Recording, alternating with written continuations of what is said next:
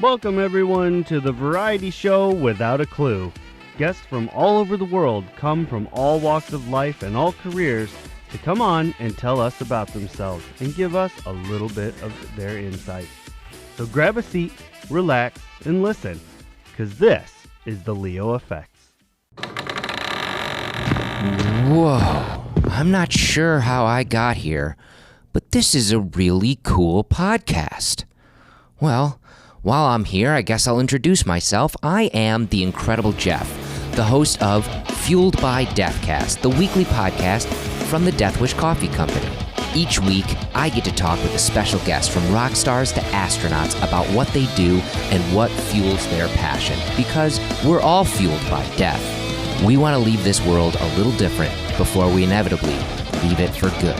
Follow Fueled by Deathcast on all social media and subscribe today on iTunes, Spotify, or the Deathwish Coffee Company YouTube page. But for now, let's finish this awesome podcast. Hello everyone and welcome back to another exciting episode. Today, I'm joined by a prestigious guest, somebody who I can definitely relate to on a different level than most of my guests here because we share a common interest in the type of beverage we drink. Joining me today from Deathwish Coffee is the Incredible Jeff. How are you today, sir? I'm doing really well, and I'm really glad that you asked me to be on your show. I'm really excited to be here. Well, thank you. Hopefully, through this particular episode of the show, people might actually find themselves a new thing to drink. I mean, personally, I like it, but I'll let you kind of touch on that a little bit more. So, Deathwish Coffee, where'd that start? Well, as the story goes, in 2012, basically, our owner and CEO, Mike Brown, was the co-owner of a coffee shop in Saratoga Springs, New York at the time. And it was no secret, it was failing. And he was trying to figure out a way to keep basically his shop afloat and not lose his house and his car. And he kept hearing all of his customers come in and want like a really strong cup of coffee. And I mean, there's, dark roast out there, there's espresso, there's all that kind of stuff. But he figured, what if I was able to provide my customers with a good tasting, strong cup of coffee? And go back to 2012, he went on the internet and literally Googled the world's strongest coffee. And there was no such thing. Okay. So that was the beginning of the idea. Was he couldn't believe that no one had claimed to be the strongest coffee in the world. Or nobody was even, putting themselves out there as like stronger than the rest. There was no market for it at that point. So he started to think about, how could I go about doing this? And he really became a mad scientist and started to figure out, how he could blend different beans and how he could roast beans together and the different types of roasting process. And he came up with what would eventually be the recipe, which became Deathwish Coffee. And then the other side of that is he needed to figure out the best way to brand it. And for anybody who's familiar with the brand, we have a giant skull and crossbones on our on our packaging. And that is stemmed from Mike decided, okay, I've created this strong cup of coffee. It tastes great. It's super strong. How do I get people to drink it? And he kept thinking, he was up late one night and he was thinking, if I was in my friend's house and they had a bag of this coffee in their kitchen, why would I pick it up? What would make me pick it up? And he immediately started daydreaming about those old school, like poison bottles and like the old school Looney Tunes cartoons when like they would make, like Bugs Bunny would brew a potion and like the skull and crossbones would like come out of the smoke and stuff like that. Right. And the idea was like, if I put skull and crossbones on it and a warning label that's like warning, strongest cup of coffee, that's that reverse psychology mentality. Like, I don't know about you, but if I was in somebody's random kitchen and I saw that on their counter, I'd be like, what the hell is that? I have to try some now. Like, like the do not touch red button idea. Yeah, exactly. Like you have to push it. You have to know. Right. So that was kind of where that was born from. And, when I started working for the company, which was a few years after the company had been around, I didn't know much about coffee itself. I always tell the story like the most I knew was, you hit the button that says coffee on the coffee maker and coffee magically appears. I didn't know that, depending on where the beans are grown, depending on what's in the soil, affects the taste, affects the acidity. And then even to the 100th of a degree, when you're roasting the beans, can actually affect the taste, the caffeine content, and all that. And so he really came up with the most perfect recipe for the world's strongest coffee, which we are. And, and again, not only a very strong cup of coffee, but it's a clean, low acid cup of coffee. So many times I've encountered people who are looking for that strong cup of coffee. And I'm sure you've done the same thing. You might have gotten, that dark roast or that crazy strong cup of coffee from a local coffee shop or something. And it usually is very bitter, and it usually will hit your stomach like a ton of bricks. Yeah. Ours is not like that. We pride ourselves on a really low acid, clean cup of coffee that, kicks you in the pants with caffeine, but it's not going to hurt your stomach. And it definitely does, exactly as you said. It really is great tasting, in my opinion. And, it just gives you that boost you need and without giving you gut rot. It sounds better than cat poop coffee, so you got that going for you. It's true. And for those that just heard that and have no idea what I'm talking about, it's called Google it. It's called the Kopi Loak. Go check it out. It's cat poop coffee. You'll love it. Go Google it. It's very expensive and it comes out of a cat's butt. It's very weird. Well, there's a niche for everything, I suppose. Yeah, I guess there is. Obviously, you've been working with that company and, you've established yourself there and everything. We heard the origin story and all that. But you also have a whole other side that you do for the company. Like, is it for the company or is this for yourself? You have your own podcast, but it's branded with the company, right? Correct. And it is for the company. It's put out by the company. I am employed by Deathwish Coffee. And that's a weird story in itself. So I've always been a giant nerd.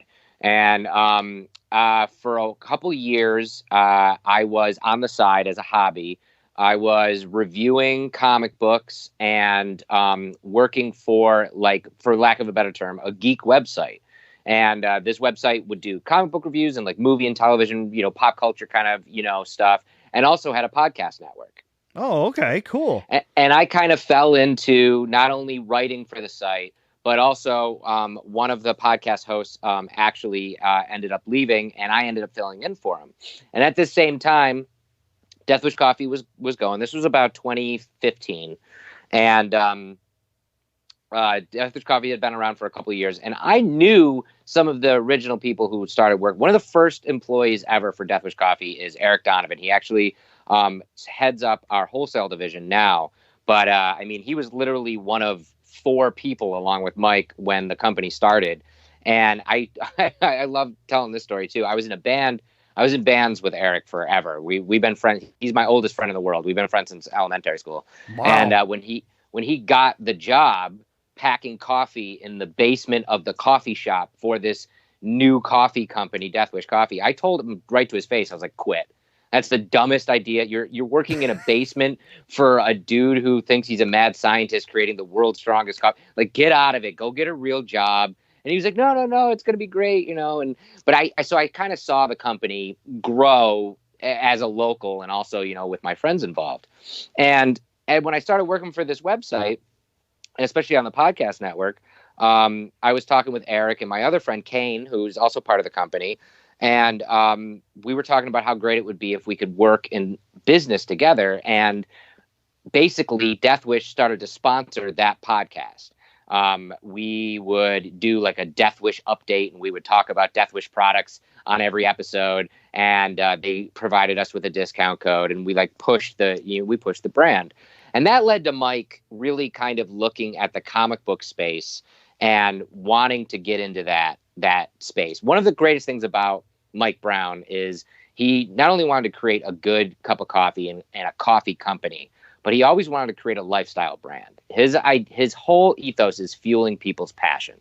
And obviously he's going to fuel that with a good a strong cup of coffee, you know, but he wants to fuel your passion with whatever you're passionate about. He wants to be part of that conversation. And he never wants to be a poser about it. You know, he really wants to be, if he's going to do something, especially from his company side, he really wants to be all in on it. Right. So he contacted me and was like, you know, how do you think Deathwish Coffee could get into the comic space, into the comic book industry? And so we kicked around some ideas. And at the time, I would go down to New York City Comic Con year after year, and I was getting press passes at the time. So I was able to bring Mike and Kane down to Comic Con 2015 and be like, look at this cacophony of nerds, you know, and this is the space that you could kind of play in. Because another story that I always love to talk about as a comic book nerd, I love pawing through original artwork. The early days, like, you know, when Stan Lee and everybody was doing comics in the 60s and 70s, you know, like they would plot out comics on giant, big, you know, storyboards. And, you know, and pencil them and all that stuff. And I dare you, when you're looking at all of those comics, those original pages, to find one that doesn't have a coffee stain on it.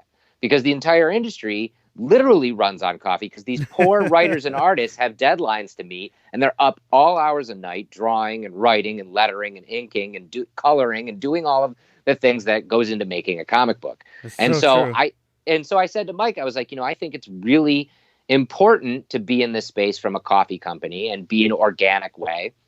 I think you guys could come down to New York Comic Con, play in this space, really, like, you know, rub elbows with these people, and I can put you in contact with some of these people because of, you know, the space that I was in. And that led to the idea of, what if Deathwish Coffee were to create a comic book? And I helped consult with the company and a few incredible creators in the field to create Odin Force, the comic book. And actually issue 3 is about to come out in just a month, which is really exciting. And like, I'm really proud of that, because that was an idea that, you know, just kind of came to fruition from, how do we get this company into this space? And so many companies have tried to get into the comic book industry and have failed because they come at it from a business standpoint. My favorite example is that same year in 2015 at New York Comic Con, KFC Chicken came out with a comic book. They partnered with DC Comics, and the comic book was literally the Justice League have to save Colonel Sanders. And they made thousands of this comic, and no one got it, because you have all of the comic book fans that don't give a shit if Batman is going to go save Colonel Sanders, you know, and you have all of these KFC fans that are definitely not going to go to Comic-Con just to pick up a comic book. You know, they're going to go to KFC and go buy chicken. Like, it was just, it was a complete fail. So with Deathwish Coffee, we realized, you know, like, not from that, but right from the get-go, we realized, you know, there's no reason to try and make a comic book that's like Captain Coffee and the Coffee Tears go find the magic coffee bean or whatever. You know, like, that's just silly, and nobody's going to read that. But your coffees combined. Right, exactly. Yes, exactly. It's just silly. So we had the idea, kind of to backtrack a little bit on the history of the company. In that same time frame, in Super Bowl 50, we won. Out of 15,000 small businesses, Deathwish Coffee won from QuickBooks the ability to have a commercial in Super Bowl 50. Oh, wow. Which was incredible. And we're still feeling the effects of that in the company today. And that commercial was vetted by, like, Oscar-winning filmographers, and, like, they wrote a treaty for it. And it basically boiled down to, you can find it online. If you go over to YouTube and type in Deathwish Coffee Super Bowl commercial, you can still see it. It's a bunch of Vikings rowing a boat through a storm, and they go over a waterfall. But as the camera pans out, it's not a waterfall. It's actually coffee coming out of a cup, and as someone's drinking the cup of coffee. And it's a great little, you know, little tiny 30-second commercial that appeared in Super Bowl 50. And so that was where the idea for the comic book was born. We were like, well, what if those Vikings actually did go over a waterfall, and the boat, you know, was smashed against the rocks, and then they went on adventures? What would that look like? So again, issue 3 of our comic book is coming out in a month, and it's still following this ragtag band of Vikings as they go on adventures and fight monsters and all sorts of other fun stuff. That's awesome. Yeah. So to completely bring it full circle, after consulting with the company for a little bit, I ended up leaving that comic book website that I was working for. And again, that was just a hobby. I was working full time as a cook for a local college, and that was my 9 to 5. And I was just doing that as a hobby. And I ended up leaving doing that. And right after I left that, that's when Mike contacted me and was like, "I would like you to come work for Deathwish and create a podcast for the company, because again, it's a way to fuel people's passions. It's a way to create interesting entertainment that isn't just, hey, buy our coffee." Right. That's awesome. I Yeah. mean, that's a really smart way to do it. Yeah. And again, so we kicked around ideas, and I really adhere to Mike's vision of fueling people's passion and being really passionate about what you do.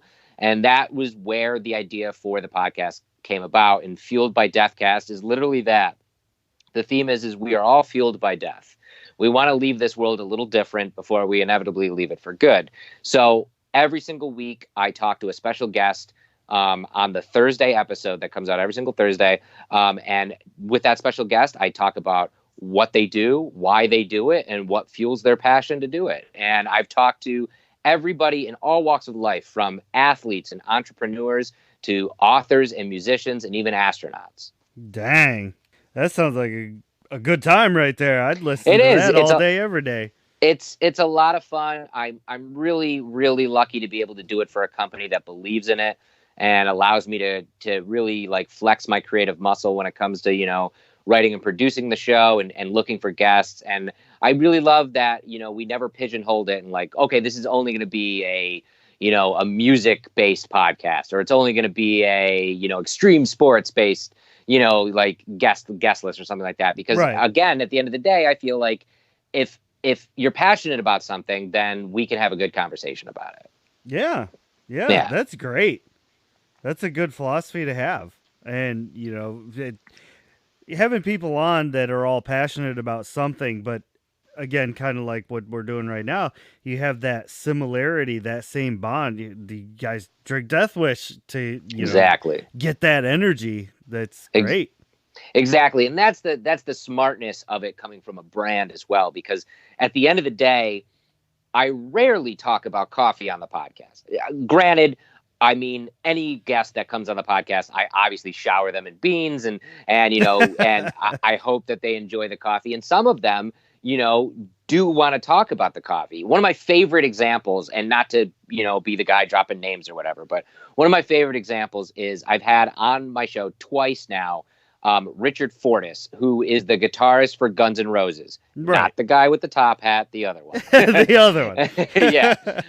But Richard's a great guy, and he's toured the world more times than he can count, with Guns N' Roses. He also played with the Psychedelic Furs. He's even toured with pop acts like Rihanna, and has an incredible list of accolades at his disposal. He's also a huge coffee drinker, and he's one of those guys, and we've talked about it on the show, where he's one of those guys where, if he's out on the, in South America with Guns N' Roses, and they're playing some huge festival in like Brazil or something, he's going and finding a coffee farm and getting, a single origin coffee directly from the farm, because he's that into coffee culture and liking coffee.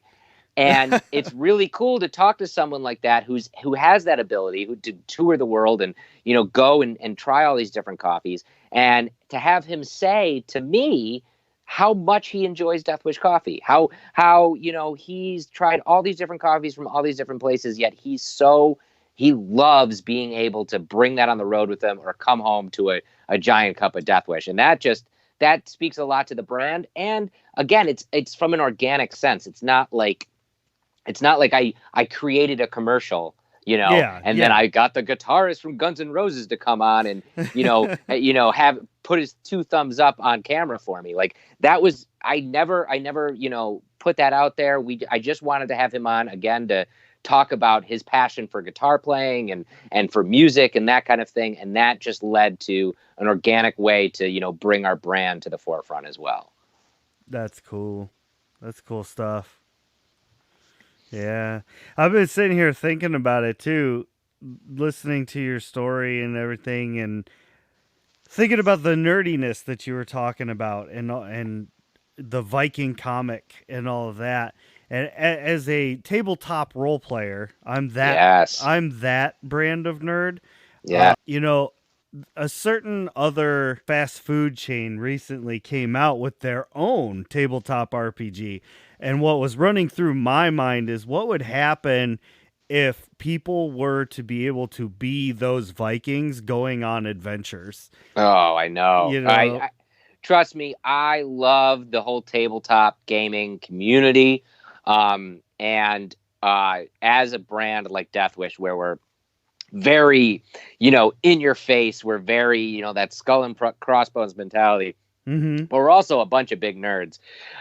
It's something that we've talked about a lot, either creating some sort of game space ourselves or partnering with some of the giants that are out there. Yeah. We've just now started to get into the Twitch space and are streaming a lot on Twitch which began as a video game, basic, streaming service, but now does all sorts of things. And we've held Magic the Gathering tournaments on it, and we've already talked about maybe starting a whole D&D campaign that maybe we infuse a little bit of Deathwish into there and stuff like that. Yeah, that'd be cool. The sky's the limit. It's honestly just finding the time to do it. Right. No, Yeah. you preach it to the choir, brother. Yeah. I understand.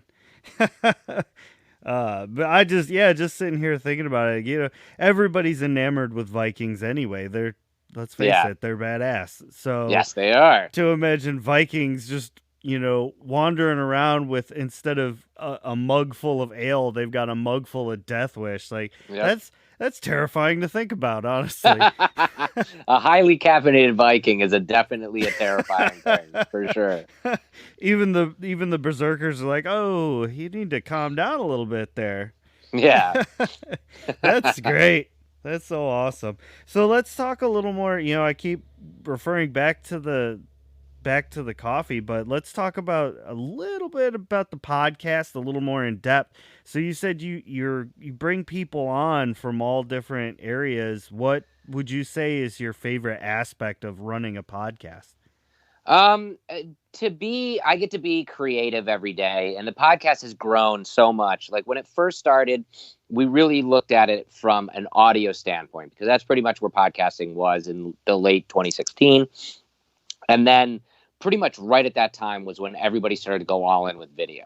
Mm-hmm. And so Joe Rogan started doing video, and so everybody follows suit. And I really started thinking, how can we expand what we're doing?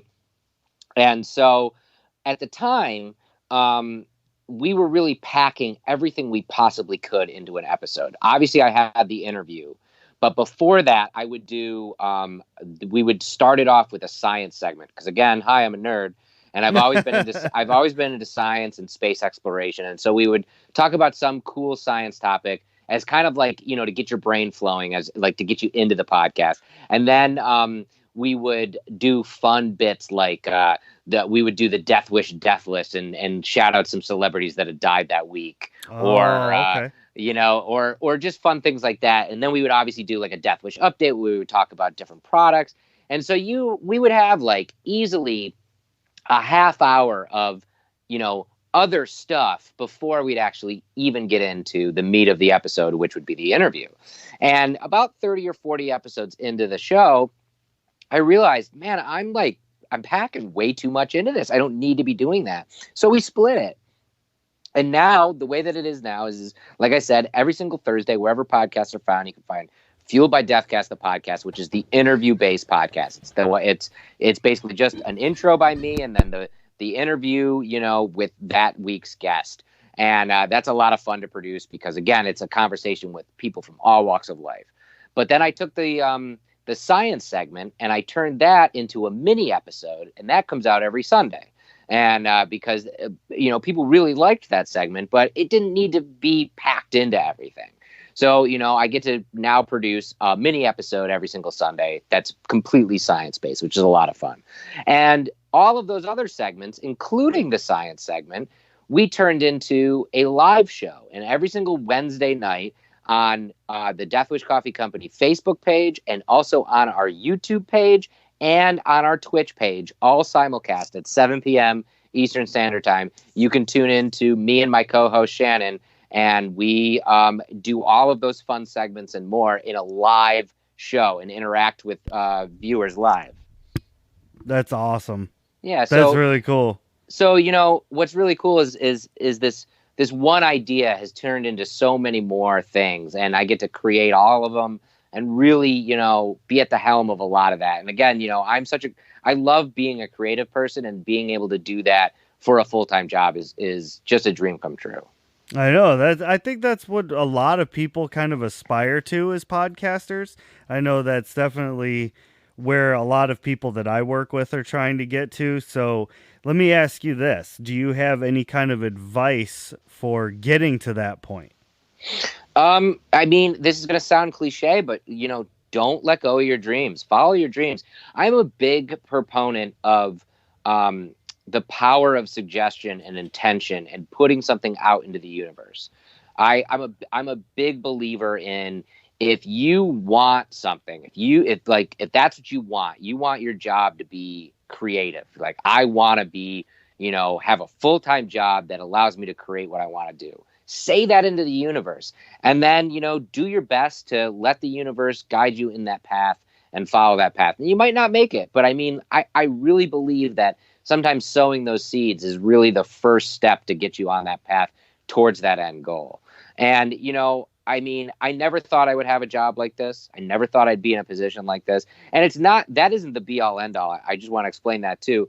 Not only do I write and host and produce all three of those shows every single week for Deathwish Coffee, I do a lot more for the company. I'm basically the broadcasting arm of the company. So a lot of the video or audio aspects that you might see on social media, or you know, a lot of like when we have to reach out PR wise to like news organizations and stuff like that, that usually falls on my plate. So I'm constantly juggling a lot of that as well. And I work very closely with our incredible marketing team as we, like, you know, always come up with new ideas to, like, either, you know, market new products or market new initiatives that we really want to, you know, get the brand awareness out there and stuff. Wow. That's some wise stuff there. That was heavy. Well, thank you. But I truly believe in it, because I mean, I think so many people feel defeated before the starting gun goes off. You know what I mean? I do. Yeah. So many people, like, you look at a lofty goal and your immediate thought is, I'll never achieve that, so why try? And I think that is just terrible mentality.